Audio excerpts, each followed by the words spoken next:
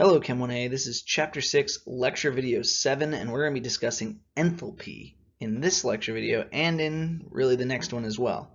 So what is enthalpy? Enthalpy is defined as the amount of heat transferred in a reaction or actually process, it might not have to be a reaction, under constant pressure. And this constant pressure is going to be important when we talk about certain types of calorimetry in the end of this lecture for this chapter. Enthalpy, usually we denote it with a delta H. Usually for our class, we're going to have this little special knot here, the little circle, and that means we're under standard conditions.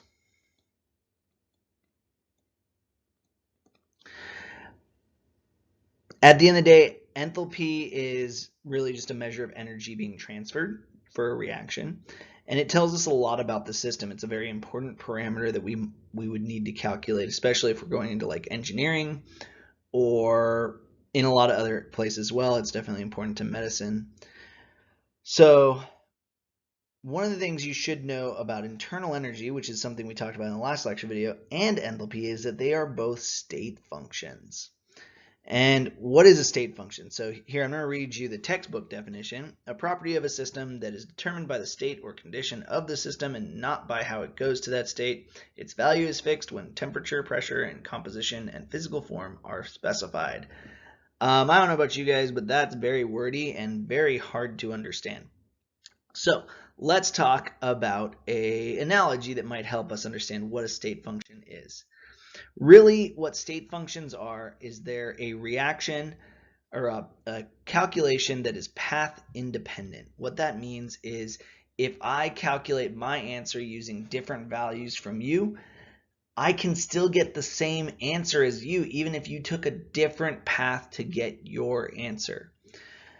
There are a lot of state functions out there. In this analogy, we're going to kind of just be a little bit off, but it's close enough to where these are state functions to where it works.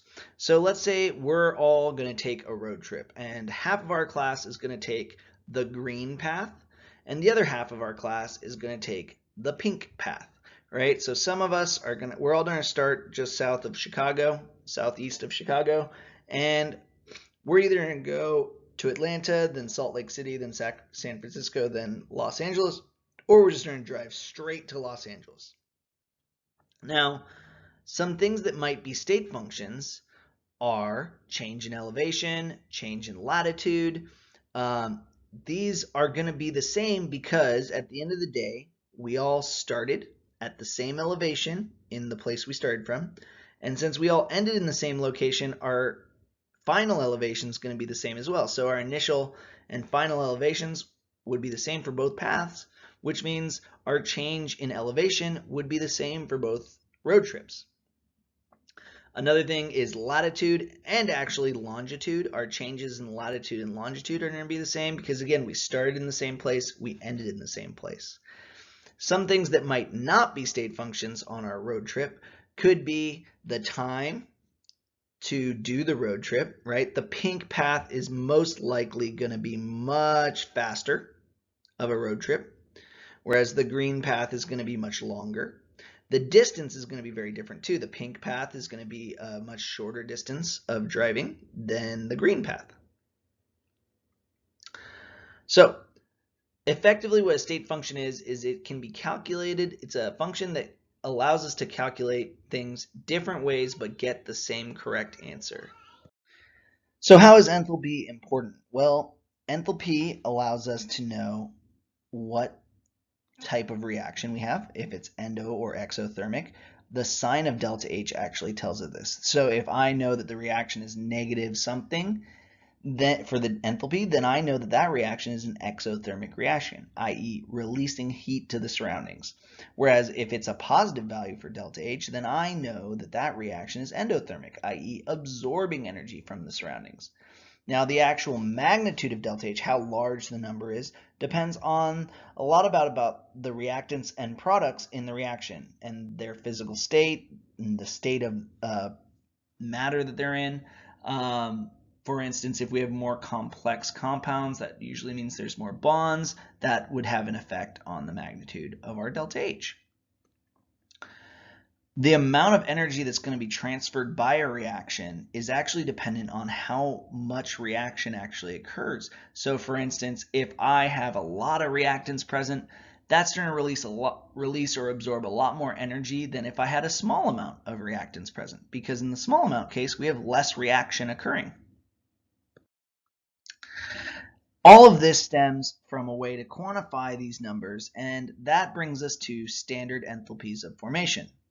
By definition, the standard enthalpy of formation, often symbolized by delta H subscript F with the little circle, that little circle, as we said earlier, means we're in the standard state. This is defined as the heat required to form 1 mole of a compound from elements in their standard state. And this definition is slightly important, and we need to kind of understand it. Like I said, the little circle that identifies that we're under standard conditions. What are standard conditions? Standard conditions are when our compound is at 1 atmosphere pressure if it's a gas, 1 molar concentration if it's a solution, and if it's just a pure substance, then it has to be in solid, liquid, or gas, depending on what that substance is at 25 degrees Celsius. So if we have water, water's standard state would be liquid, because at 25 degrees Celsius, water is a liquid. Or hydrogen would be in the gaseous state, because at 25 degrees Celsius, H2 is a gas. The F stands for the formation part, how much heat is required to form 1 mole of compound, hence formation. And one of the things that we need to understand, by definition, we define an element in its standard state as having a 0 enthalpy of formation. So for instance, if I have O2 gas, then this has a delta H naught F of 0 because it's an element in its standard state. And it has to be O2 because, as we know, oxygen is a diatomic element. So here's some examples of some standard enthalpies of formation, right? Water in the liquid state has a negative 285.8 kilojoules per mole. All these values are in kilojoules per mole. In the solid state, it's just slightly smaller. It's negative 241 instead of 285. O gas, monoatomic oxygen, has a positive value for its delta H naught of formation, 247. Now, O2, like I said earlier, that is an element. It's in its standard state, so it's going to have a 0 value for its standard enthalpy of formation. Ozone has a value. It's not the standard state of oxygen.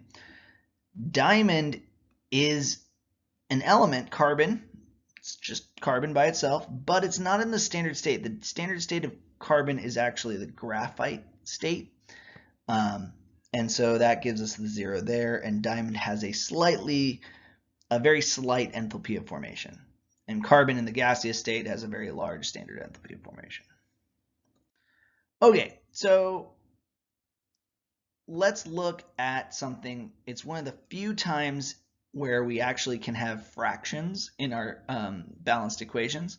We're going to write the chemical equation representing the standard enthalpy of formation for these different substances. And we have 3 of them. Now, what does this mean? Remember, the definition of a standard enthalpy of formation is the formation of 1 mole of a substance from the elements that make it up in their standard state. So what makes up sodium chloride? Na and Cl. But Cl's standard state is Cl2 gas. And so sodium's a metal, so it's in the solid state at room temperature. And we know that this is to form sodium chloride, so NaCl, also in the solid state.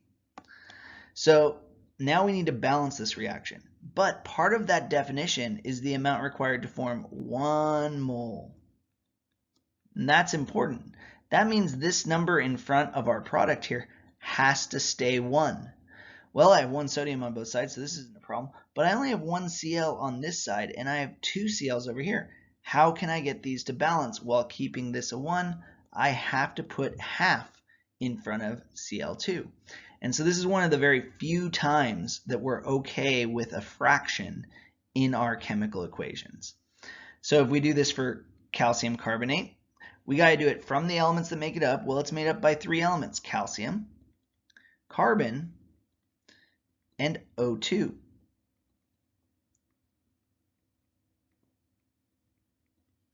And again, we need to keep it balanced, but with a 1 in front of the calcium carbonate. So how can I do that? Well, I can, look at this, I have 1 calcium, 1 carbon, we're good there, but I have 3 oxygen on this side and 2 on this side. So what do I need to do? I need to multiply by 3/2 to balance this equation. This keeps the reaction balanced while keeping a 1 in front of calcium carbonate. And we have to keep that 1 there due to the definition of a standard enthalpy of formation. And this is only if you're asked this very specific question. Most of the time, almost all the time, we're never going to have fractions in our balanced chemical equations. Sometimes, even for this type of problem, we won't have fractions, right? So in this case, we have iron, solid is one of the elements in that product, and O2 gas. And this goes to form Fe3O4 solid. Well, how can I make this balanced? I can put a 3 in front of that and a 2 in front of O2. And would you look at that? It's balanced. I didn't need to use fractions. Okay, so let's look at probably the most important thing we do with standard enthalpies of formation, and that is we use them to calculate the delta H of any reaction we need to calculate.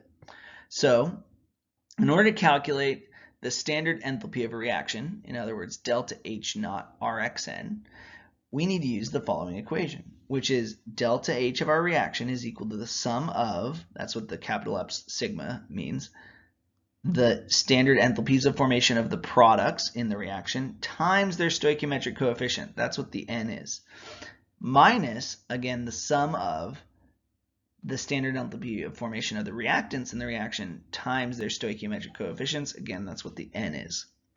So let's do this. We're going to calculate the standard enthalpy of formation for the combustion of glucose.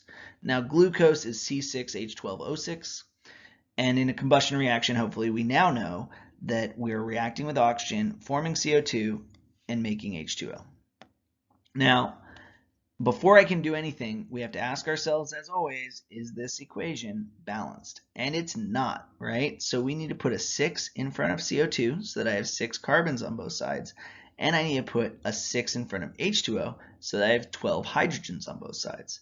This now gives me 18 oxygens on the right? 6 times 2 is 12, plus another 6 is 18. I need 18 oxygens on the other side. I already have 6, so I need 12 more. I'm going to need to put a 6 in front of O2. This is now balanced, and we can use this and the following delta H naughts of formation, which we generally will need to look up or are going to be provided to calculate our answer. Now, we got to look at our reactants and our products. Remember, our delta H of our reaction is equal to the products. So what are our products? It's CO2, which we have the delta H naught of formation. It's 393.5 kilojoules per mole. And we need to multiply this by the stoichiometric coefficient, which is a 6, plus the standard enthalpy of formation of water, right, which is negative 285.8 kilojoules per mole,